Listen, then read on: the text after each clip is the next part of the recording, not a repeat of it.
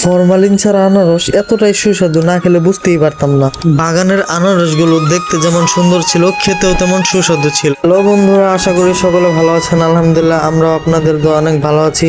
তো আমরা চলে আসছি মধুপুর আনারসের বাগানে। তো দেখতেই পাচ্ছেন যে আমাদের চোখের সামনে শুধু আনারসের বাগান, খুবই ভালো লাগছিল। হাতের বাম পাশে যখন তাকাই তখনও দেখি আনারস, যখন ডান পাশে তাকাই তখনও দেখি আনারস। তো আনারস দেখতে দেখতে আমরা চলে আসলাম রাবার বাগানে। রাবার বাগান দিয়ে আমরা চলে যাচ্ছি সন্তোষপুর আনারসের বাগানে। তো আনারসের বাগানে যাওয়ার সময় আমরা রাবার বাগান দিয়ে যখন যাচ্ছিলাম, দুই পাশের পরিবেশটা এমনটাই মনোমুগ্ধকর ছিল। সেখানে যাওয়ার পর হঠাৎ করে বড় ভাইদের সাথে দেখা হয়ে গেল। তো আমরা বড় ভাইদের মোটর সাইকেলে করে সেই বিখ্যাত আনারসের বাগানে চলে গেলাম। সো চতুর্দিকে কলা গাছ এবং মাঝখান দিয়ে ছোট গ্রামের সেই ছোট রাস্তা, খুবই কিন্তু ভালো লাগছিল। যাওয়ার সময় আমরা অনেকটাই মজা করছি। তো বড় ভাইদের সাথে আমরা চলে গেলাম সেই বিখ্যাত আনারসের বাগানে। যাওয়ার পর আমরা বন্ধুরা মিলে কিছুটা সময় হাঁটতে লাগলাম।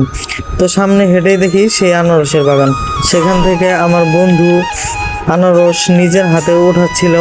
আমাদের অনেক আগে থেকে ইচ্ছা ছিল আমরা নিজেরা আনারসের বাগানে যাব এবং নিজেদের হাতে আনারস উঠিয়ে তারপর আনারস খাবো।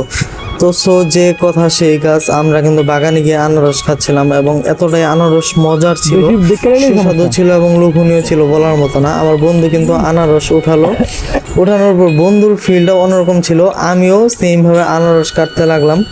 তো দেখেন, আনারস যখন নিজের হাতে তুললাম এতটাই ভালো লাগছিল, যা ভাষায় প্রকাশ করে আপনাদেরকে বোঝানো যাবে না। তো আমার কিন্তু খুবই ভালো লাগছিল। এর আগে আমি কখনো নিজের হাতে আনারস কাটিনি এবং আনারসের বাগানে যাইনি। আমার লাইফে এই প্রথম আমি আনারসের বাগানে গিয়ে সরাসরি নিজের হাতে আনারস কাটতেছিলাম। আমার কিন্তু অনেক ভালো লাগছিল এবং আমার মনে হয়েছিল যে আমার বাড়ি যদি এইখানে হইতো তো আমি এখানে থেকে যাইতাম এবং সারাদিন শুধু আনারস খাইতাম।